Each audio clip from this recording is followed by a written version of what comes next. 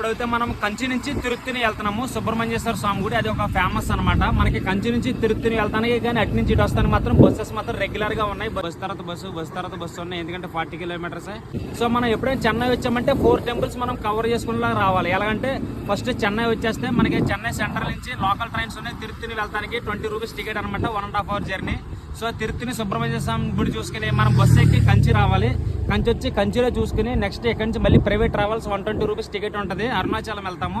అరుణాచలంలో గిరి ప్రదక్షిణ ఇవన్నీ చేసుకుని నెక్స్ట్ కాట్పాడి వెళ్ళి శ్రీపురంలో చూసుకుని అక్కడి నుంచి మనం ట్రైన్ ఎక్కి మన ఇంటికి రావచ్చు. అదే ముందు మనం కాట్పాడి వెళ్ళిపోతే గిరి ప్రదక్షిణ చేసిన తర్వాత మనం నడవలేము, ఇవన్నీ చూడలేము.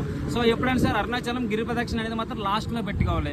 సో అందుకే ముందు మనం తిరుత్తని వచ్చి సుబ్రహ్మణ్య స్వామి గుడి చూసుకొని ఇక్కడి నుంచి మళ్ళీ మనం బస్సు ఎక్కి కంచి వచ్చి కంచి నుంచి అరుణాచలం వెళ్ళి అరుణాచలం నుంచి కాట్పాడి వెళ్ళి అక్కడ నుంచి శ్రీపురం వెళ్ళి గోల్డెన్ టెంపుల్ దర్శనం చేసుకుని తిరిగి కాట్పాడి స్టేషన్కి వచ్చి మనకి ట్రైన్స్ అన్ని అవైలబిలిటీ ఉంటాయి ఇంటికి వెళ్తానికి.